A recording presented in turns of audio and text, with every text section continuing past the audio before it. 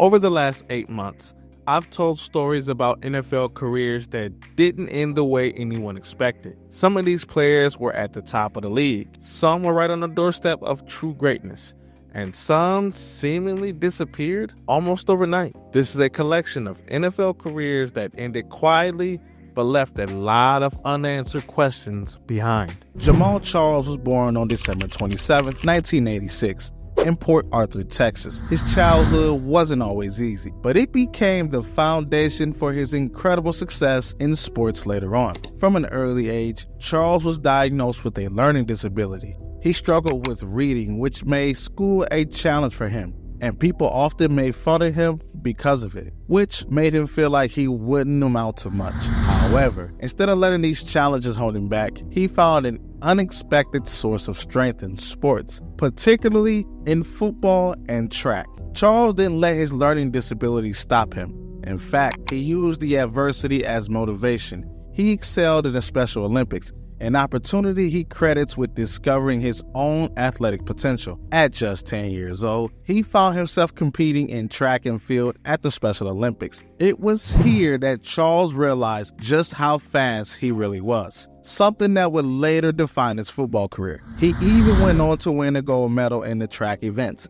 which helped boost his confidence and gave him a sense of pride. It was a turning point in his life, a moment that showed him he could overcome anything. As he grew older, Charles attended Memorial High School in Port Arthur, Texas. He quickly became a standout athlete in multiple sports, but it was the football field that truly captured his heart. During his junior year, Charles was unstoppable on the field, rushing for an incredible 2,051 yards and scoring 25 touchdowns. His performance helped lead Memorial High School to the 5A Division II quarterfinals, and he earned first-team All-State honors. His senior season was even more impressive. Charles rushed for 2,056 yards and scored another 25 touchdowns. He was not only named first-team All-State by the Texas Sport Writers Association, but he also became the District 22 5A Player of the Year. His performance in high school earned him a spot on the Parade All-American football team, one of the highest honors a high school player can receive. He was clearly a rising star. His talent didn't go unnoticed, and Charles was invited to play in the prestigious 2005 U.S. Army All-American Bowl, where the best high school athletes across the country come together to showcase their skills. Though school had been difficult for Charles, football gave him a place where he could shine. The ridicule he faced early in life seemed like a distant memory as he stood tall as one of the best young football players in the state of Texas. Along with his success in football, Jamaal Charles was a standout track athlete. During his high school years, his speed was undeniable, and he quickly made a name for himself on the track. One of his biggest achievements was winning the bronze medal in the 400-meter hurdles at the 2003 World Youth Championships. This was a significant accomplishment for a high school athlete and marked Charles as a dual-threat athlete with both speed and agility. In addition to his success on the international stage, Charles also dominated at the state level. During his senior year of high school, he claimed the Texas 5A state championships in both the 110-meter hurdles and the 300-meter hurdles, solidifying his place as one of the best track athletes in the state. These achievements in track not only demonstrated Charles' explosive speed and athleticism, but also played a role in shaping his football career. His sprinting ability and fast twitch muscles would later contribute to his impressive performances as a running back in the NFL. When Charles went to college, he didn't leave track behind. He ran for the University of Texas during his freshman year, competing in both indoor and outdoor seasons. Charles didn't just participate though, he excelled, continuing to show his speed and agility. At the NCAA 60-meter indoor track and field championships, he finished fourth, proving he could compete at the highest level. In the outdoor season, he captured the Big 12 100-meter title, tracking in at 10.23 seconds, a personal achievement that was part of a very successful year for the Longhorns. Charles didn't stop there. At the NCAA Outdoor Championships, He placed 5th in the 100 meters and 7th in the 200 meters. He also helped Texas secure a 5th place finish in the 4x100 meter relay, a strong team performance that showcased his versatility. By the end of his track career at Texas, Charles had earned 4 All-American honors: 60 meter indoor, 100 meter outdoor, 200 meter outdoor, and 4x100 meter relay. His track background gave him an edge on the football field, and it made him a faster, more agile player capable of breaking away from defenders and outrunning anyone who tried to catch him.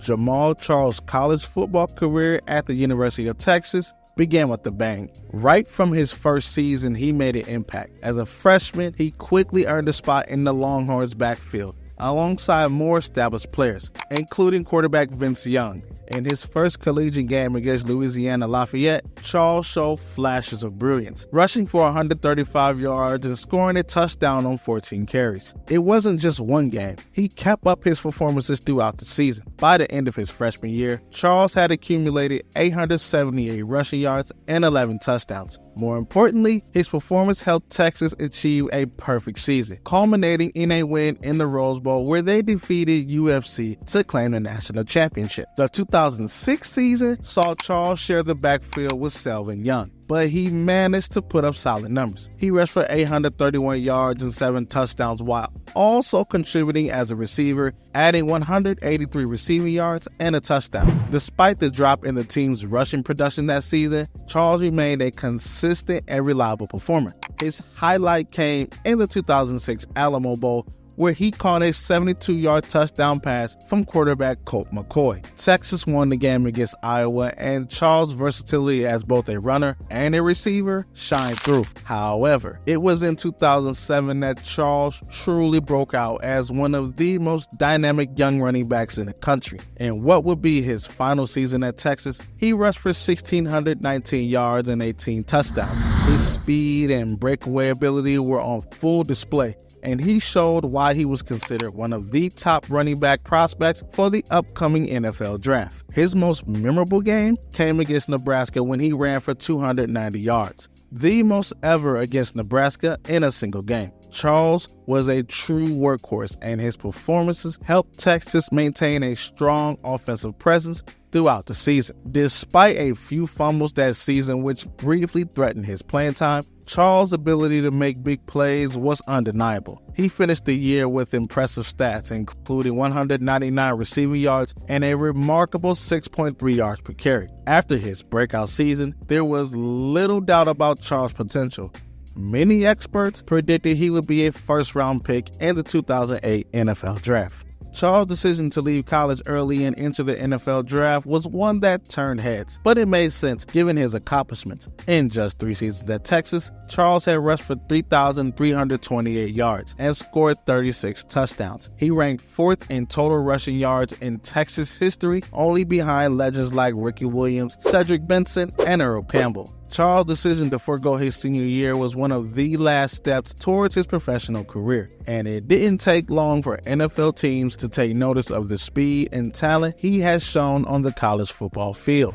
When Jamaal Charles entered the NFL in 2008, he was drafted by the Kansas City Chiefs in the 3rd round of the draft. He came into a situation where he wasn't expected to be the starter right away. Instead, Charles spent much of his rookie season behind veteran running back Larry Johnson. Charles showed glimpses of his potential despite the limited opportunities. He carried the ball 67 times for 357 yards, averaging 5.3 yards per carry, and scored 1 touchdown. His rookie season wasn't anything spectacular, but it was enough to see that he had the tools to be a breakout star in the future. One of the most notable aspects of Charles' game early on was his ability to make an impact, not just as a runner, but also as a receiver. He caught 27 passes for 272 yards, showing that he could be a dual threat back. This was an important skill that would later define his style of play in the years to come. As a rookie, Charles proved that he could be a valuable asset even if he wasn't getting the starting job just yet. The 2009 season was a turning point for Charles. Larry Johnson, once the Chiefs' star running back, was released mid-season, and Charles was promoted to the starting role. This was his chance to prove that he could carry the load as the primary back, and carry it he did. In 2009, Charles had a standout season. Despite not starting every game, he finished the year with 1,120 rushing yards and 7 touchdowns. He averaged a remarkable 5.9 yards per carry, which was far above the league average. His big playability was evident throughout the season, and he quickly gained recognition as one of the most explosive running backs in the league. Charles also contributed in the passing game, catching another 14 passes for 120 yards, which further showcased his versatility as a back who could do more than just run the football. This breakout year solidified Charles as one of the league's top running backs and gave fans a taste of what was to come in the future. His ability to find holes, make defenders miss with his speed and agility was becoming his signature. If the 2009 season was the year Jamaal Charles proved himself as a capable starting running back, 2010 was the year he truly exploded onto the national scene. He rushed for a career-high 1,467 yards, averaging an eye-popping 6.4 yards per carry, the second highest average in NFL history for a running back. He scored 5 rushing touchdowns and earned his first Pro Bowl selection. Charles was absolutely electric in 2010, turning every carry into a potential game-changing play. What made Charles so effective was his rare combination of speed, vision, and elusiveness. His ability to hit holes at full speed and then break away from defenders was second to none. He didn't need many touches to rack up significant yardage. His performance that season also helped the Chiefs make a playoff appearance, marking their first division title in years. One of his most memorable performances of 2010 came in Week 9 against the Buffalo Bills. He ran for 177 yards on 22 carries and scored a touchdown. His speed was on full display, and the Bills had no answer for him. Throughout the season, Charles was the focal point of the Chiefs' offense, and his ability to dominate on the ground made him one of the most feared running backs in the league. However, in 2011, Charles suffered a significant setback. In Week 2 of the season, he tore his ACL while playing against the Detroit Lions, which ended his season prematurely. The injury was a tough blow for Charles, who had become one of the NFL's most dangerous running backs. The injury placed him on injury reserve, and he was forced to sit out the rest of the year. It was a painful setback, but it didn't end his career. Instead, he set the stage for his return and further cemented his reputation as one of the league's most resilient players. Charles made a remarkable recovery from his ACL injury in 2012 and came back stronger. In what was one of the most impressive comebacks in recent NFL history, Charles rushed for 1,509 yards, proving that the injury had not slowed him down. His ability to recover and perform at such a high level was a testament to his work ethic and determination. In 2012, Charles was once again one of the most dominant running backs in the NFL. He also showed that he could still contribute in the passing game, catching 35 passes for 236 yards. One of the highlights of his season came in Week 3 against the New Orleans Saints. In that game, Charles ran for 233 yards and a touchdown, showing off his incredible speed and burst once again. It was one of the best performances of his career and reminded everyone just how special of a player he was. The 2013 season will go down as one of the greatest in Jamaal Charles' career. He rushed for 1,287 yards and 12 touchdowns, leading the NFL in rushing touchdowns. But it wasn't just his rushing performances that stood out. It was his ability to make plays in all facets of the game. Charles caught 70 passes for 693 yards and 7 receiving touchdowns, showcasing his versatility. In total, he had nearly 2,000 yards from scrimmage and scored 19 total touchdowns. Perhaps the most memorable game of his entire career came against the Oakland Raiders in Week 15. Charles exploded for 5 touchdowns, 4 of them through the air and 1 on the ground, setting a new franchise record for the most touchdowns in a single game. It was one of the most dominant individual performances in NFL history, and Charles was rightfully named AFC Offensive Player of the Week for his efforts. The 2013 season also marked Charles' second first-team All-Pro selection, and he was named to his second Pro Bowl. He was now firmly established as one of the best running backs in the entire NFL, if not the best. And his unique ability to contribute both on the ground. In 2014, Jamaal Charles continued to prove that he was one of the league's most elite running backs, Despite dealing with minor injuries, he finished with 1,033 rushing yards and 9 touchdowns. He also had 40 receptions for 291 yards and 5 touchdowns. Once again, Charles was a vital part of the Chiefs' offense and helped them reach the playoffs. Charles also made his 3rd consecutive Pro Bowl appearance in 2014, solidifying his place among the NFL's best. His ability to stay productive and dominate despite injuries was a testament of his resilience and skill. He was the focal point of the Chiefs' offense, and the team relied on his playmaking ability to keep them competitive. However, injuries continued to be an issue for Charles in 2015 and 2016. After tearing his ACL in 2011, he had to battle through more knee issues in the following years. In 2015, Charles played in only 5 games due to another knee injury, and his performance was limited. However, he still showed flashes of his old self, rushing for 364 yards and 4 touchdowns in limited action. In 2016, Charles returned to the Chiefs, but his knee was still not fully healed. He played in just 3 games that season with limited production, and it was clear that the injuries were taking a toll on his body. After another setback, the Chiefs placed Charles on injured reserve. In 2017, Charles signed with the Denver Broncos, hoping for a fresh start. He played in a shared backfield with C.J. Anderson and Devontae Booker, but his impact was limited. Charles finished the season with just 296 rushing yards and 1 touchdown. Far from the dominant player he had been in his prime. He was still a valuable veteran presence in the locker room, but was no longer the dynamic player he once was. Charles' time with the Broncos was short, and in 2018, he joined the Jacksonville Jaguars. However, his stint with the Jaguars was brief, lasting only 2 games. He only had 6 carries for 7 yards and didn't make much of an impact on the field. It was clear that the injuries had taken a toll on his once elite speed and explosiveness. On May 1st, 2019, Jamaal Charles officially retired from the NFL after signing a 1-day contract with the Kansas City Chiefs, the team he spent the majority of his career with. His retirement was a symbolic moment, allowing him to end his career where it all started. Charles took his ceremonial last carry from none other than Patrick Mahomes. It was a fitting way to end his illustrious career, surrounded by the team that had watched him grow from a promising young back into one of the greatest running backs of his era. After retiring, Charles remained active in the football world. In 2020, he was inducted into the University of Texas Hall of Honor, a well-deserved recognition for his college achievements.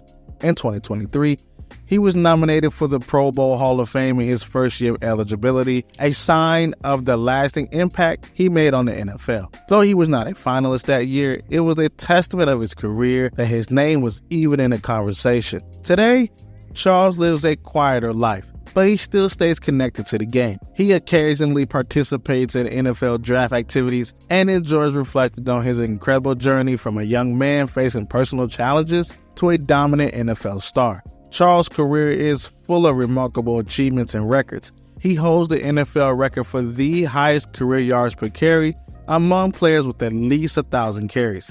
He also set the record for the most receiving yards by a running back in a single game with 4 in 2013. In Kansas City Chiefs history, Charles holds several records, including the longest play of 91 yards, tied for career rushing yards at 7,260, and single-game rushing yards of 259 yards in 2010. Charles was a 2-time first-team All-Pro in 2010 and 2013, a 4-time Pro Bowler. He was also the NFL's rushing touchdown leader in 2013, an accolade that further highlighted his all-around skill as both a runner and a receiver. Jamaal Charles' legacy as one of the most electrifying and versatile running backs of his generation is firmly cemented despite facing injuries that slowed him down in the later parts of his career. His peak years remain unforgettable. Charles redefined the running back position with his ability to break away for long runs and his dual threat ability, both as a rusher and a receiver. His time with the Kansas City Chiefs in particular was marked by incredible performances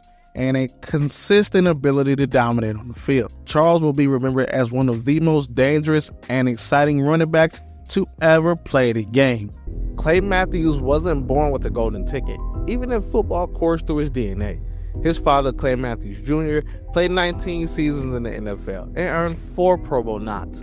His uncle, Bruce Matthews, was a Hall of Fame lineman, one of the most durable and versatile players in the league. The Matthews family name meant something in football circles, but Clay's path was anything but guaranteed. In high school, Matthews was undersized and overlooked. He didn't start until his senior year in high school in California. He had the pedigree, but not yet the polish. Recruiters barely noticed him. No scholarship offers came from top-tier schools. Many assumed he'd follow his family footsteps, but few believed he had the talent to carry the name forward. Determined to prove them wrong, Clay enrolled at the University of Southern California as a walk-on, a long shot among blue-chip recruits. He was invisible at first, buried on the depth chart and relegated to special teams, but Matthews embraced the grind. He treated every practice rep like it was game day. He hit the weight room with obsessive discipline, transforming his body. He studied tape with the intensity of a coach. Slowly, he earned the trust of his teammates and then his coaches. His rise was gradual, not explosive. He became a special teams ace before breaking into the defensive rotation. His breakout came during his senior year, when he flourished as a pass rushing specialist alongside future NFL stars like Brian Cushing and Ray Maluga. He showcased elite quickness, violent hands, and a motor that never quit. Scouts took notice. The whispers started. Could Clay Matthews be the next great USC linebacker? In the 2009 NFL Draft, the Green Bay Packers thought so. They traded up to select Matthews 26 overall. It was a bold move, and one that would reshape the franchise for years to come. Clay Matthews didn't just meet expectations, he obliterated them. From the moment he stepped onto the football field wearing the Packers green and gold, he looked like he had been born for the spotlight. As a rookie in 2009, he tallied 10 sacks, made the Pro Bowl, and instantly became a cornerstone of the Packers defense. In a league where its first-year players often need more time to adjust, Matthews exploded onto the scene, playing with the confidence and control of a veteran. What made Matthews stand out wasn't just his production, it was how he did it.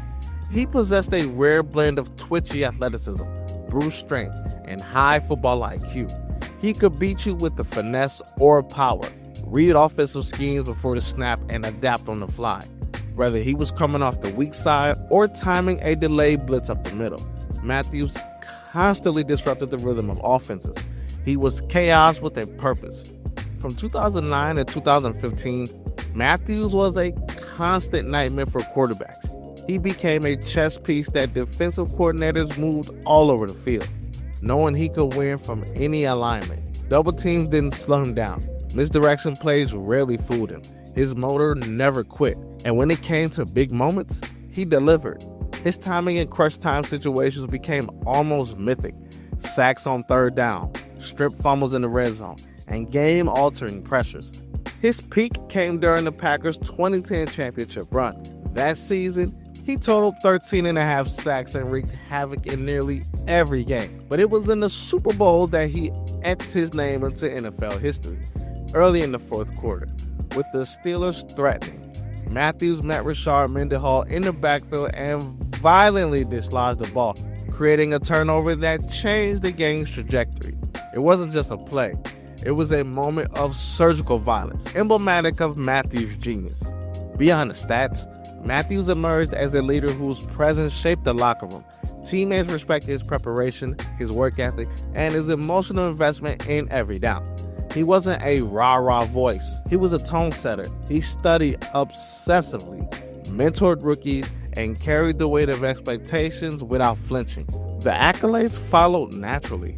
6 Pro Bowl selections, All-Pro recognition, and a growing presence in national media, commercials, endorsement deals, and even a film cameo in Pitch Perfect 2 showcased his charismatic off-field personality. He was as comfortable in front of the camera as he was in the backfield, a rare blend of Hollywood and hard hat. But even as his fame grew, Matthews never lost focus. He didn't chase headlines, he chased quarterbacks. His love for the game, his commitment to mastering his craft, and his hunger for excellence remained constant. That hunger is what separated him, not just as a great player, but as a defining figure in a golden era of Packers football. Father Time is undefeated, even for legends. After 2015, the cracks began to show. A series of injuries, hamstrings, thumbs, knees, they all started to rob Matthews of his explosive edge. He could still produce, but the bursts were fewer. The impact plays were less frequent. Defensive coordinators began shifting him around to preserve his effectiveness. The most significant shift came when the Packers moved him inside to linebacker. It was a testament to his versatility and team-first attitude. He embraced the role, filled gaps, and called out audibles. But the move took away from his natural habitat, the edge. Sack numbers dipped, and so did the national buzz. Then came the controversies. In 2018, the NFL introduced stricter rules on quarterback contact. Matthews became the poster child for the backlash. In back-to-back games, he was flagged for roughing the passer on textbook form tackles. One penalty cost the Packers a win. Matthews, usually measured, let his frustration spill in interviews. He wasn't just defending himself, he was defending the game. In frustration, Matthews said, "I've been playing this way for a decade. Now it's a penalty?" Many fans and analysts agreed. He became a symbol in the growing debate over player safety versus the integrity of the game. His style, physical, punishing, relentless, was being legislated out of existence. Meanwhile, his contract was nearing its end. Matthews was still productive, but the Packers were looking ahead. Younger, cheaper players were waiting in the wings. A difficult conversation loomed: loyalty versus logic. In 2019, the decision came swiftly and without sentiment. Every great career encounters a moment when the ascent starts to slow, when inevitability creeps in. For Clay Matthews, that shift didn't come as a single dramatic fall, but as a slow erosion. The signs were small at first. Minor injuries began to replace the clean health record of his early years. A strained hamstring here, a nagging issue there, then a broken thumb. Each injury by itself seemed manageable, but together they chipped away at his explosiveness, the very trait that made him elite. The wear and tear didn't just affect his body, it began to reshape how he was viewed within the organization. Coaches still respected him, and teammates still looked at him as a leader, but the tone changed. He wasn't the uncontainable force he once was. He became something more subdued, reliable, strategic, but no longer feared in the same way. The real inflection point came when the Packers approached him with a request born out of necessity, not preference. Due to injuries and roster limitations at inside linebacker, Matthews was asked to leave the edge, the position where he terrorized quarterbacks for years, and move inside. It was a sacrifice for the team, and Matthews made it without resistance. He didn't complain. He didn't politic. He adapted. But the consequences were immediate. Moving inside took away his ability to attack off the snap. Instead of creating havoc in the backfield, he was reacting to blocks, diagnosing plays, and taking on running backs. The role required discipline and awareness. Skills he had, of course, but it blunted his natural edge. Production waned, sack totals dipped. The splash plays that once defined him became fewer and far between. Though he was still contributing, it was no longer in the headline-grabbing way fans and analysts had come to expect. He became less visible, and in the high-stakes world of the NFL, perception often becomes reality. As younger players rotated into the lineup, Matthews found himself battling not just opponents, but time, expectations, and an evolving league. He had once been the future.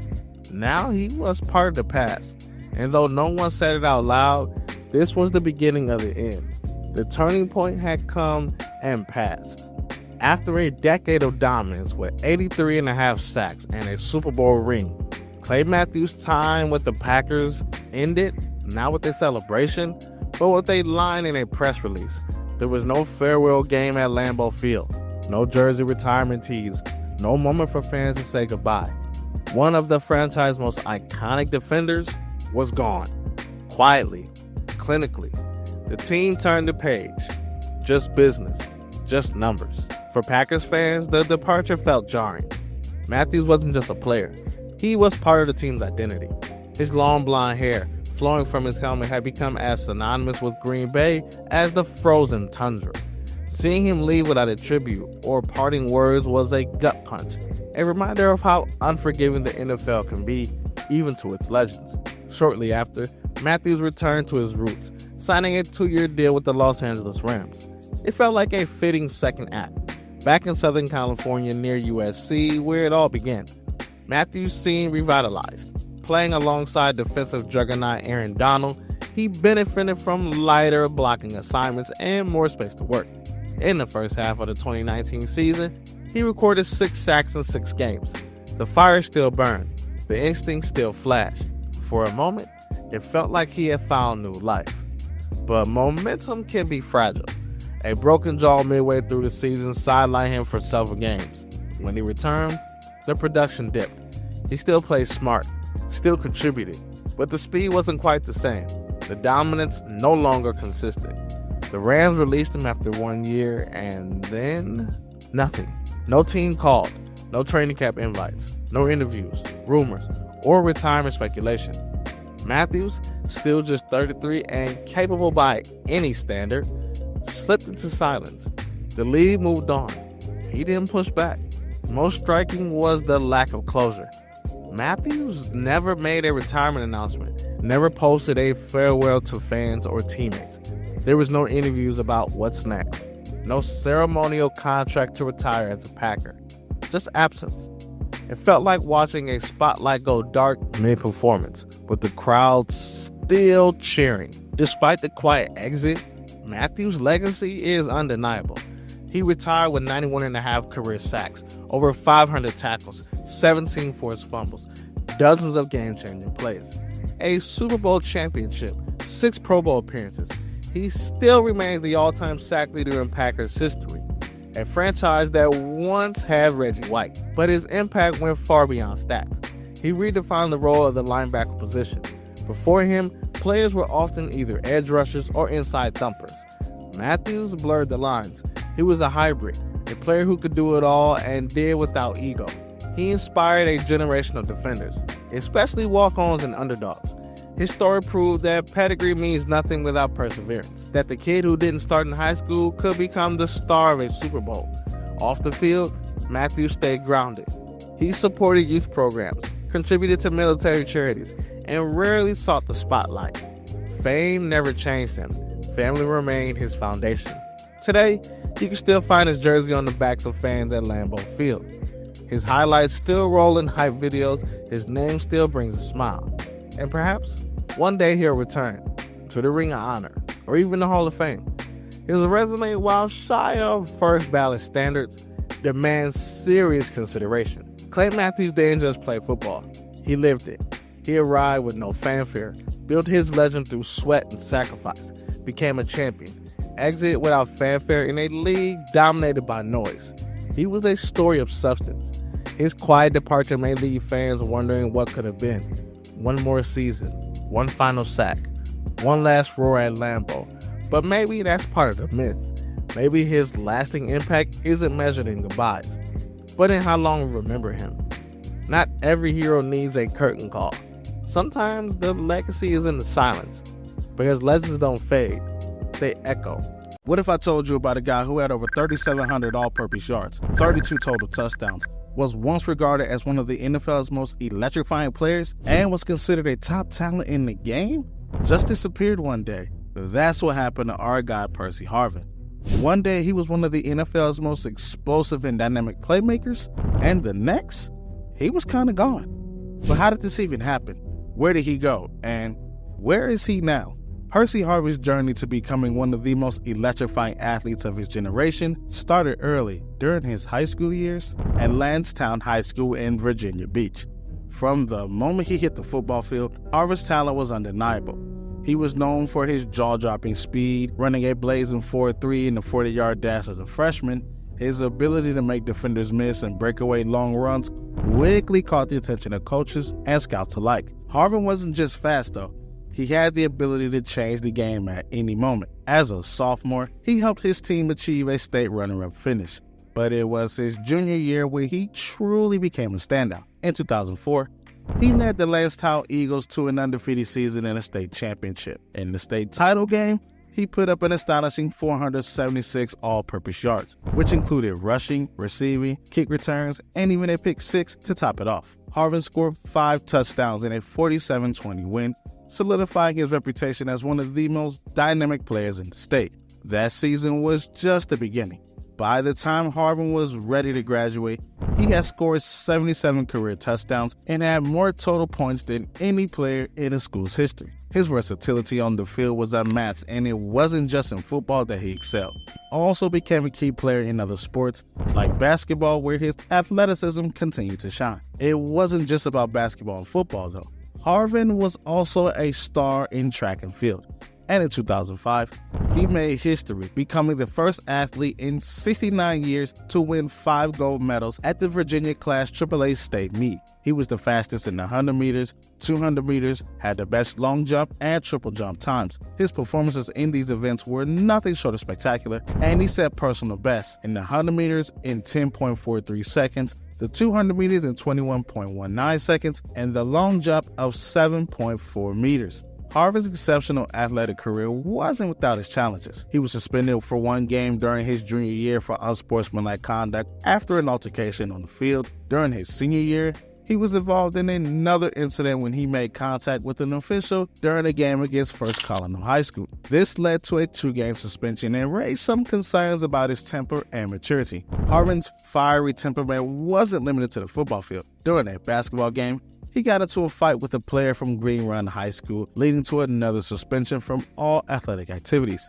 These incidents were serious, but they were also part of Harvin's growth. He was a young, talented athlete trying to navigate his way through the pressures of high school sports. And while these mistakes were significant, they didn't overshadow his exceptional athletic abilities. Despite these issues, Harvin was widely recognized as one of the best high school athletes in the country. Rivals.com ranked him as the #1 recruit in the 2006 class, and Scout.com rated him as the #2 receiver. His high school career had left an undeniable mark on Virginia, and college recruiters were eager to land him. Harvin had offers from some of the best football programs in the country, including Florida State, the University of Miami, and USC. However, he chose the University of Florida, where he could play for Coach Urban Meyer beginning in 2006. Percy Harvin's transition to college football was nothing short of spectacular. As a freshman at the University of Florida in 2006, he was immediately put into a significant role on the team. Harvin's versatility was on full display as he was used both as a receiver and a running back. His speed and playmaking ability made him a dynamic weapon for the Gators. Despite dealing with some injuries, Harvin made an impact right away. In his first game against Southern Mississippi, he rushed for a team-leading 58 yards and caught 3 passes for 33 yards. He quickly proved that he was a game changer. That season, Harvin played a crucial role in helping Florida win the BCS National Championship. He was named the MVP of the SEC Championship game after putting up impressive numbers in the win against Arkansas. He finished his freshman year with 400 yards receiving and 400 yards rushing, along with 5 total touchdowns. His all-purpose yards made him one of the most exciting players in college football, and he earned the SEC College Freshman of the Year award. In 2007, Harvin's role expanded even further. He started to dominate both as a receiver and a rusher, finishing the season with 858 receiving yards and 764 rushing yards with 10 total touchdowns. He became the first player in Florida Gators history to surpass 1,000 all-purpose yards in the season. He earned all SEC first-team honors as an all-purpose player. Harvin had fully established himself as one of the most talented and versatile players in college football. Despite playing through a high ankle sprain, Harvin played a major role in helping the Gators win their 2nd national championship under Coach Urban Meyer. That season, he totaled 595 receiving yards and 538 rushing, along with 16 total touchdowns. Harvin's ability to line up in various positions and contribute in multiple facets of the game made him a nightmare for opposing defenses. After an incredible college career at the University of Florida, Percy Harvin entered the 2009 NFL Draft as one of the most exciting prospects. His combination of speed, agility, and versatility made him a highly sought-after player, but there were concerns about his health and behavior.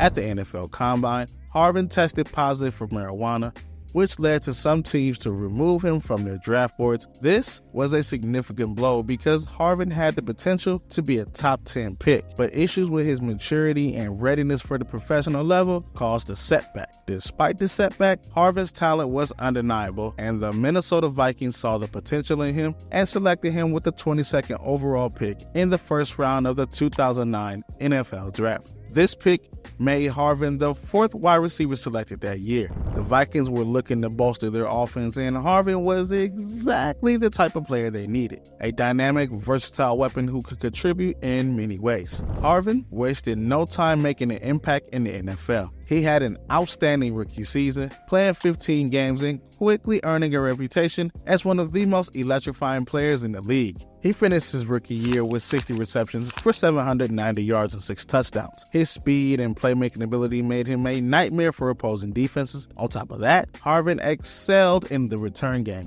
recording 2 kickoff return touchdowns during the season. His contributions were key in helping the Vikings reach the NFC Championship game that year, even though they fell short to the eventual champion New Orleans Saints in a heartbreaking 31-28 overtime loss. Harvin's impressive first season did not go unnoticed. He was named the AP Offensive Rookie of the Year and was also selected to the Pro Bowl as a return specialist. However, as much as Percy Harvin was a star in his rookie season, the following years in the NFL will be more challenging for him. His migraines, which had been an issue for him since childhood, began to get worse in 2010. These chronic headaches were debilitating, causing him to miss time during the season and affected his overall performances. Harvin was often sidelined due to the severity of his migraines, and it became a growing concern for his future in the league. Despite the health struggles, Harvin continued to put up solid numbers. In 2010, he recorded 868 receiving yards, 107 rushing yards, and 6 touchdowns. He also returned a 95-yard kickoff return for a touchdown against the Dallas Cowboys, showcasing his ability to make big plays. His performances continue to show why he was considered one of the most explosive players in the NFL, but his ongoing migraines prevented him from being a dominant force he could have been. Harvin's battle with migraines became a major storyline in his career, and it wasn't something he could simply push through. The physical and mental toll of these headaches made it difficult for him to stay healthy and consistently perform. This issue would continue to haunt him throughout his career and would play a major role in his eventual decline. In 2011, Harvin had his best season statistically as he set career highs with 87 receptions and 6 touchdowns, finishing with 1,312 total yards. He also became the first Viking player to return 4 kickoffs for touchdowns in a single season. This was a remarkable feat and showed just how dangerous Harvin could be with the ball in his hands. However, the migraines never fully went away, and they would continue to impact his ability to play at an elite level. By 2012, Harvin was dealing with both migraines and injuries. He started the season strong, recording over 100 receiving yards in 3 of the first 6 games. However, in Week 9, Harvin suffered an ankle injury that would eventually sideline him for the rest of the season. The injury ended his 2012 campaign prematurely after just 9 games. But despite playing only half the season, Harvin finished with 677 receiving yards, 3 touchdowns, and an impressive 15.5 yards per catch. His potential was clear, but once again, injuries and health issues cut his season short.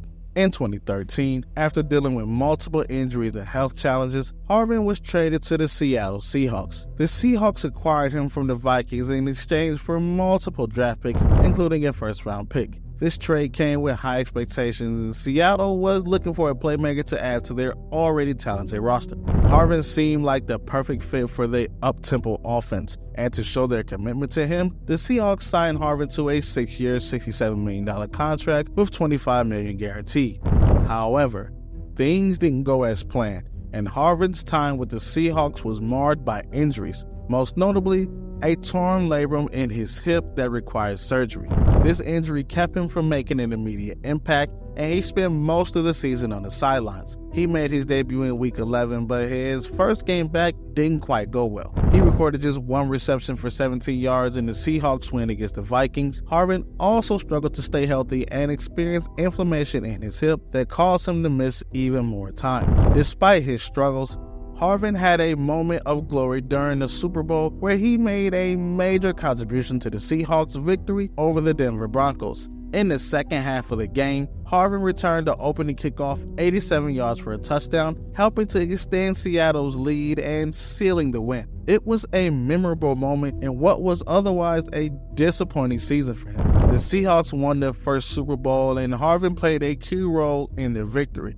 But behind the scenes, drama was far from over. Harvin had issues with his teammates and coaches in Seattle. Reports surfaced that Harvin was difficult to work with in the locker room, and his relationship with quarterback Russell Wilson became strained. Harvin was reportedly involved in several altercations with teammates, and his behavior raised questions about his attitude.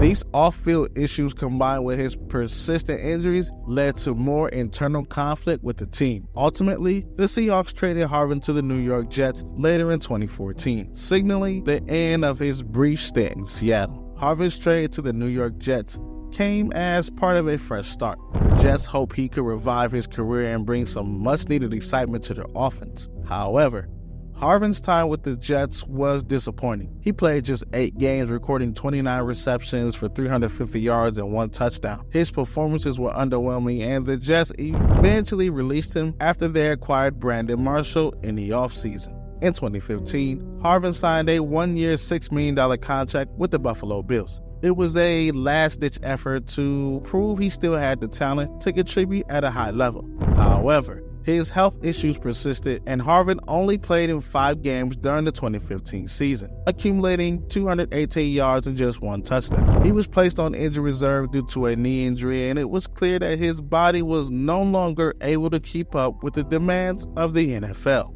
Percy Harvin's career, full of highs and lows, came to an official end in April of 2016 when he announced his retirement from the NFL. This decision stemmed largely from the persistent migraine issues that had plagued him throughout his career, along with the injuries that had taken a toll on his body. Harvin had already endured a difficult time managing these health issues, and after years of battling through pain, he felt that stepping away from the game was the best choice for his well-being. However, Harvin's retirement wasn't permanent right away. In 2016, he came out of retirement to briefly join the Buffalo Bills, who were dealing with injuries at the wide receiver position. But his return was short-lived. His ongoing battle with migraines, combined with the physical demands of the game, led to his final retirement in March of 2017.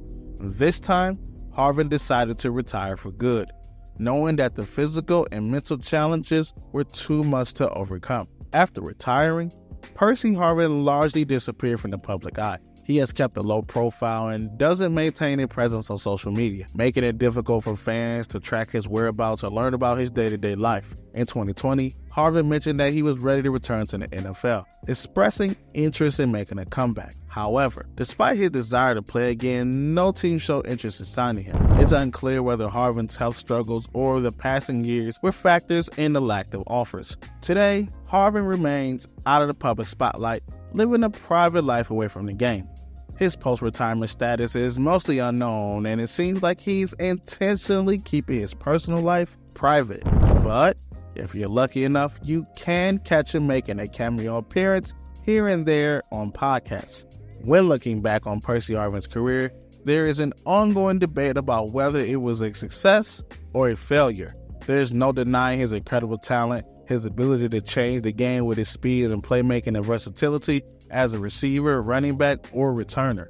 Despite this, Harvin's career never truly reached the heights it could have been due to his ongoing health issues and struggles with migraines. While he did achieve significant milestones, including a Pro Bowl selection, a Super Bowl victory, and numerous accolades, his career is often seen as what could have been. His character issues, combined with his chronic health issues, ultimately preventing him from reaching his full potential. Harvin's legacy is one of immense talent mixed with missed opportunities. If he had been able to overcome his challenges, there's no telling how high he could have gone in the NFL. What if I told you about a guy who rushed for almost 10,000 yards, scored 55 touchdowns, made 3 Pro Bowls, and set an NFL record for the most yards from scrimmage in a single season? Just disappeared one day. That's what happened to Chris Johnson. One season he was one of the most electrifying players in football, and the next, he was gone. Just like that. How did a player once known as CJ2K, a man who ran for over 2,000 yards in a single season, suddenly become obsolete? Where did he go? And where is he now? To understand the story of Chris Johnson, we first have to go back to the beginning where this whole thing started. Chris Johnson was born on September 23rd, 1985. He grew up in Orlando, Florida, where he developed his passion for football at an early age. Unlike many future NFL stars who were recognized as elite prospects in high school, Johnson wasn't a highly touted recruit. He played football at Olympia High School, where he showcased his skills as a running back. But despite his clear athleticism, he was only considered a two-star recruit by scouting services like rivals.com. One of the main reasons for the lack of attention from top college programs was a leg fracture he suffered during his senior year. In the world of high school recruiting, missing significant playing time can severely impact the player's chances of getting offers from major colleges. Johnson's injury caused many Division I schools to overlook him, and the ones that did show interest wanted to move him to defense. Given his blazing speed, several programs saw him more as a potential defensive back than a running back. But Johnson had no interest in playing defense. He was determined to prove that he could be an elite running back, and he wasn't willing to settle for anything less. As a result, he passed on offers from schools that wanted him on defense and instead committed to East Carolina University, one of the few programs that offered him the chance to play his preferred position. Before Johnson became one of the fastest running backs in NFL history, he was already making a name for himself on the track. His speed was on full display at Olympia High School in Orlando, Florida, where he was not only an exceptional football player, but also a standout track athlete. In 2004, during his senior year, Johnson competed in the Florida 4A state championship in the 100-meter dash. He finished second with a time of 10.38 seconds, losing only to Walter Dix, who would later go on to win a bronze medal in the Olympics. That alone showed the level of competition Johnson faced and proved that his speed was truly world-class. Beyond the 100 meters, he was also an elite 200-meter runner. His personal best in that event was 20.28 seconds, one of the fastest times in the country at the time. These performances made it clear that Johnson wasn't just fast for a football player. He was fast, period. But Johnson didn't just compete as an individual sprinter. He was also a key part of his school's 4x100-meter relay team, which won both the Golden South and Golden West national championships. His ability to accelerate quickly and maintain top speed made him a crucial anchor leg runner. Despite his success in track, Johnson always knew that football was his true passion. While his speed on the track was impressive, it was even more devastating when he had a football in his hands. His ability to change directions, read defenses, and explode past defenders made him a nightmare for opponents. Although some schools recruited him with the idea of making him a defensive back,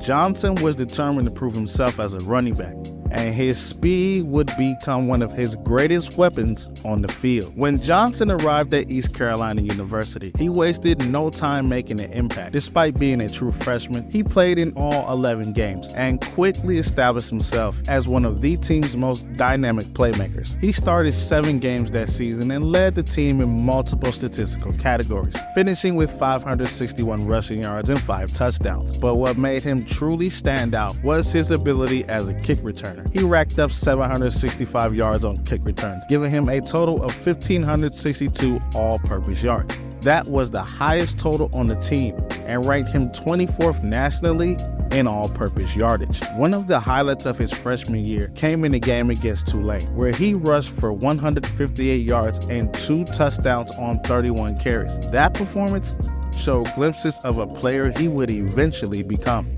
Johnson's versatility was also evident in the passing game. He caught 32 passes for 236 yards and 2 touchdowns, ranking second on the team in reception. His ability to contribute as a runner, receiver, and returner made him an invaluable weapon for East Carolina's offense. By the end of the season, he had set multiple school records for a freshman and earned a spot on the Conference USA All-Freshman team. It was clear that ECU had found something special in Johnson, and his role on the team would only continue to grow. In his second year, Johnson became the full-time starting running back and continued to showcase his ability as a dual-threat player. He rushed for 684 yards and 6 touchdowns while also contributing to 35 receptions for 356 yards and 2 more scores. His performance as a receiver out of the backfield made him a nightmare for opposing defenses. In a game against Rice, he put up 129 receiving yards, including an 81-yard touchdown reception. That kind of explosiveness was rare for a running back and shows that he was much more than just a speedster. He was a complete playmaker. Johnson continued to be a force on special teams as well, racking up 459 yards on kickoff returns. His ability to make plays in so many different ways made him one of the most valuable players on the team. One of the best games of his sophomore season came against Marshall, where he rushed for 106 yards and a career-high 3 touchdowns. That performance solidified his status as one of the top running backs in the conference. While his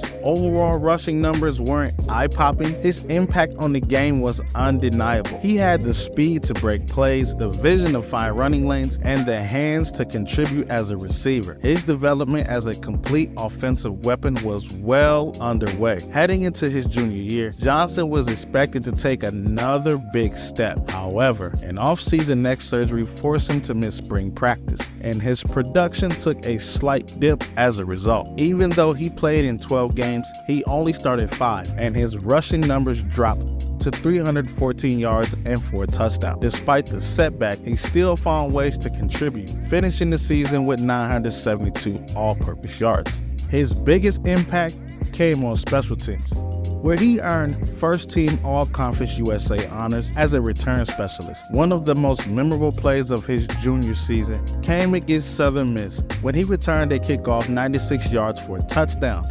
That play was so electric that it landed on ESPN's Top Plays segment.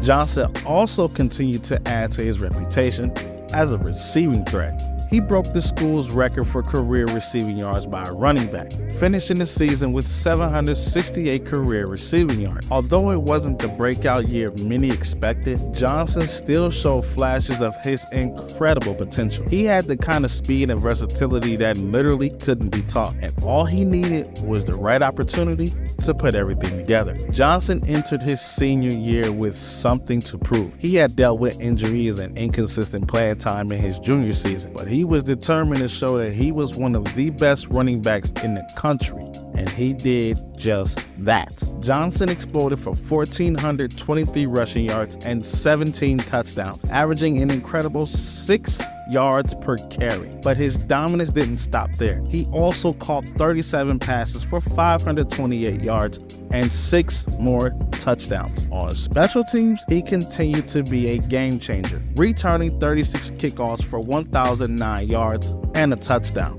All of those numbers added up to a school record of 2,960 all-purpose yards. To put that in perspective, very few players in college football history have ever put up those kind of numbers in a single season. One of the most memorable moments of his senior year came in the Hawaii Bowl against Boise State. Johnson put on an absolute show, rushing for 223 yards and a touchdown, catching 3 passes for 32 yards and another score, and adding 153 yards on kick returns. In total, he finished the game with 408 all-purpose yards, an NCAA FBS Bowl record. By the end of the season, Johnson made himself impossible to ignore. He had gone from an overlooked 2-star recruit to one of the most electrifying players in the country. Before Chris Johnson entered the NFL, most scouts projected him as a 2nd-round or 3rd-round pick. He was known for his speed and versatility at East Carolina University, but many doubted whether he could handle the physicality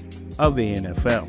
Playing in the Conference USA, he hadn't faced the same level of competition as players from powerhouse programs like Alabama or Ohio State. Some teams worried that his size, hovering just above 200 pounds, wouldn't hold up against bigger, stronger defenders in the NFL. Everything changed when Johnson stepped on the field at the 2008 NFL Scouting Combine. His 40-yard dash time of 4.24 seconds was the fastest ever recorded electronically at the time, breaking the record that had stood for nearly a decade. Scouts and analysts were stunned. His time wasn't just fast, it was game-changing. Unlike many speedsters who struggle to translate their track speed onto the football field, Johnson had already shown in college that he could use his speed to dominate games. What made his performance even more impressive was that he wasn't a small lightweight sprinter. He weighed over 200 pounds, making him the only player of that size to ever run 4.2 at the combine. Within seconds, his draft stocks skyrocketed. Teams that have viewed him as a mid-round pick now saw him as a potential first-rounder. The Tennessee Titans, needing an explosive playmaker in their backfield, took him with the 24th overall pick in the first round of the 2008 NFL Draft. The league was about to see firsthand what speed like his could do at the professional level. Johnson made an immediate impact in his first season with the Titans. He didn't need time to adjust. He was a difference maker. From the moment he stepped onto the field, splitting carries with Lindell White, Johnson finished his rookie season with 1,228 rushing yards and 9 touchdowns, averaging an impressive 4.9 yards per carry. His versatility as both a runner and a receiver made him a nightmare for defenses. He caught 43 passes for 260 yards, showing he was just as dangerous in the passing game. Johnson's ability to turn small gains into big plays helped the Titans finish the season with an NFL best 13-3 record. His electrifying performances earned him a Pro Bowl selection, a rare accomplishment for a rookie. Despite his incredible season, he finished second in the NFL Offensive Rookie of the Year voting to Matt Ryan.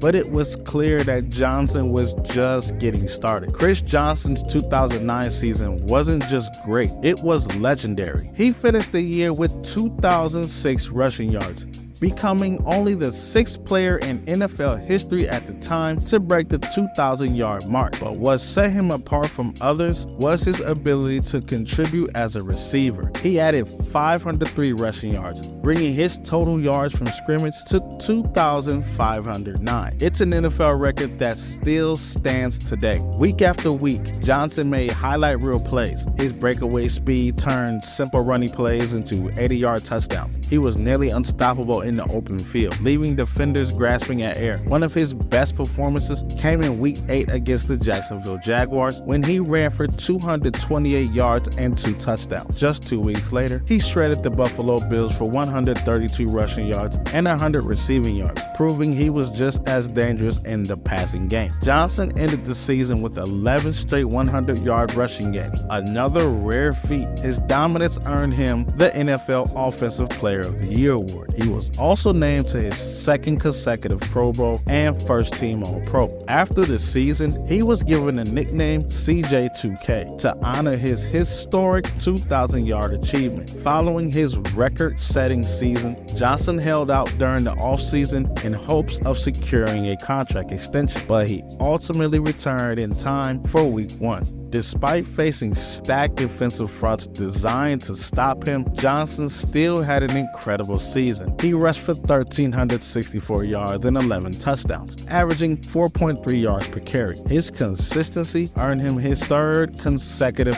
Pro Bowl. Although he didn't match his 2009 production, Johnson proved that his elite speed and vision weren't just a one-year wonder. He remained one of the most dangerous backs in the league. By 2011, Johnson has solidified himself as one of the top running backs in the league, and the Titans rewarded him with a 4-year, $53.5 million contract extension, making him the highest paid running back in the NFL at the time. But after getting his big payday, Johnson's production began to decline. In 2011, he struggled to find the same explosiveness that had made him unstoppable in the previous season. He finished with 1,047 rushing yards, his lowest total since entering the league. In 2012, he bounced back slightly, rushing for 1,243 yards and 6 touchdowns. But it was clear that the wear and tear of the NFL was beginning to affect him. By 2013, his production had dipped again. He finished with 1,077 rushing yards, but his efficiency dropped and his impact wasn't the same. The Titans decided to part ways with Johnson, releasing him in April of 2014. After 6 years in Tennessee, Johnson had totaled 7,965 rushing yards, 50 touchdowns, and countless highlight moments. But his career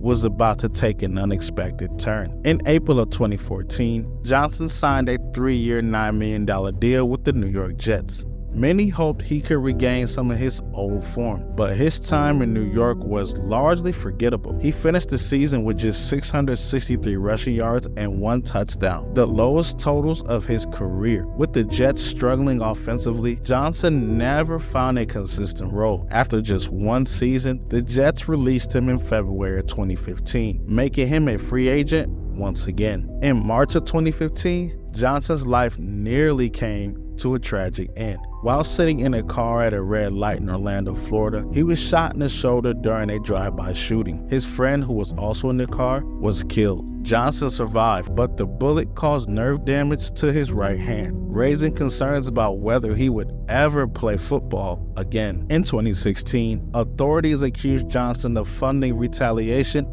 against those responsible for the shooting. However, he denied all involvement and was never formally charged. The incident, along with the injuries and declining production, marked the beginning of the end of his career. In 2015, Johnson signed a 1-year contract with the Arizona Cardinals. Early in the season, he surprised many by turning back the clock. He rushed for 814 yards in 11 games, looking like the dynamic player he had once been. But just as he was finding his rhythm, disaster struck, and in week 12, he suffered a fractured tibia, forcing him to miss the rest of the season. The Cardinals re-signed Johnson in 2016, but injuries continued to pile up. He was placed on injured reserve with a groin injury after just 4 games. He returned in 2017, but Arizona released him early in the season. Johnson was later re-signed, only to be cut again. By the end of 2017, it was clear that his time in the NFL was over. After a decade of making defenders miss and leaving defensive coordinators frustrated, Johnson decided it was time to hang up the cleats. On November 5, 2018, he officially announced his retirement from professional football. While injuries had slowed him down in the final years of his career, his impact on the game remained undeniable. Wanting to finish his career with the team that had given him his first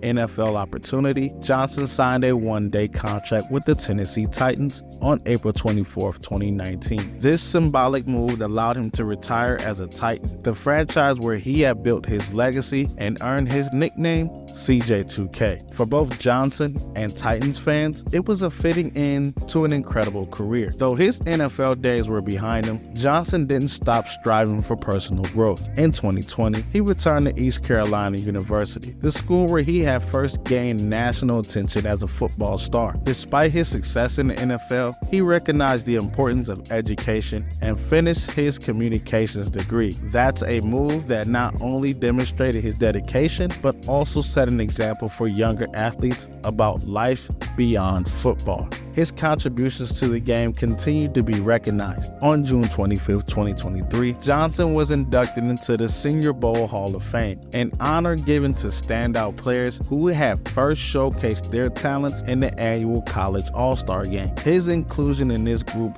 further cemented his place in football history. While he wasn't playing football anymore, Johnson remained involved in the sport, occasionally making media appearances and offering insight into the game. He also focused on business ventures and personal projects, using his fame and resources to explore opportunities outside of football. Johnson will always be remembered for one thing above all else: speed. His ability to hit top speed almost instantly and outrun defenders made him one of the most exciting players to ever step onto an NFL field. He wasn't just fast in a straight line, he was football fast, with the acceleration, vision, and agility to turn any play into a touchdown. One of his greatest achievements was setting the NFL single-season scrimmage yards record, with 2,509 yards in 2009. To this day, no player has surpassed that mark, showing just how dominant he was that season. His 4.24-second 40-yard dash at the Combine remains one of the most famous performances in Combine history.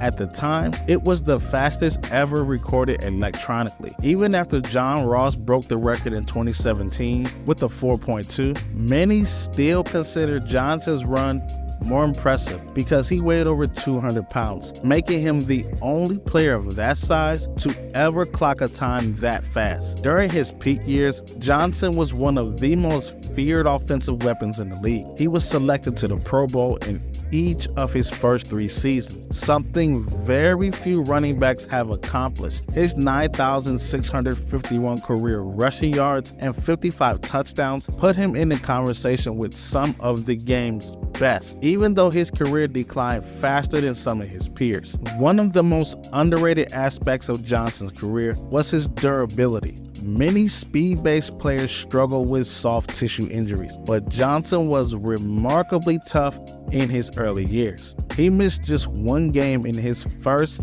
7 seasons, a rare feat for a running back who took as many hits as he did. Despite his incredible numbers and jaw-dropping performances, Johnson doesn't always get the recognition he deserves. While his 2009 season is widely acknowledged as historic, some believe he is one of the most underappreciated running backs in NFL history. His peak was as dominant as almost any player, but his decline after leaving Tennessee hurt his legacy in the eyes of some analysts and fans. Looking back, Johnson has admitted that he sometimes regrets not switching the corner early in his career. He believes that his speed and athleticism could have made him a shutdown defensive back, possibly leading to a longer NFL career. And while that's an interesting what-if scenario, there's no doubt he made the right choice in sticking with running back, where he created some of the most unforgettable moments in NFL history. Another issue Johnson has spoken about is how NFL teams undervalue running backs. He has criticized the league for the way it treats the position, arguing that running backs don't get paid what they deserve, despite being some of the most important players on the field. His own experience of going from record-setting superstar to free agent after just a few seasons highlighted the tough reality for running backs in today's game. Me personally, because running backs peak so early because of all the hits they take, they should be able to negotiate whatever contract they can get when they first come out of college.